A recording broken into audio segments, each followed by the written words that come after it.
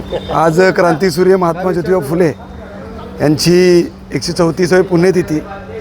या पुण्यतिथीनिमित्त उपायुक्त अतुल पाटील आमच्या समाजातर्फे विनम्र अभिवादन केलं।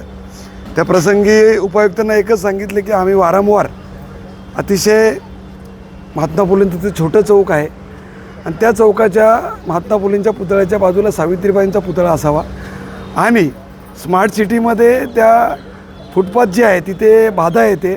मागची जी कोर्टाची जागा आहे ती कोर्टाची जागा आम्हाला शासनाकडून मिळावी आणि तेथे महात्मा ज्योतिबा फुले सावित्रीबाई फुले यांचं भव्य स्मारक या शहरामध्ये असं लोकांना मिळालं पाहिजे अशी आमची ठोस मागणी आहे।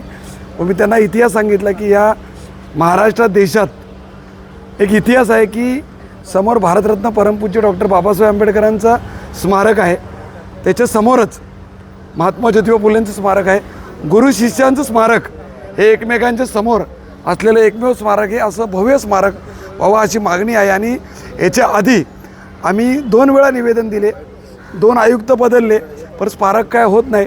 पण मला इथल्या सन्माननीय कर्तव्यदक्ष आयुक्त सन्माननीय जाखड मॅडम यांच्यावर विश्वास आहे, ते प्रामाणिकपणे कर्तव्य करून ते हे स्मारक निर्माण करतील एवढा विश्वास आहे। धन्यवाद।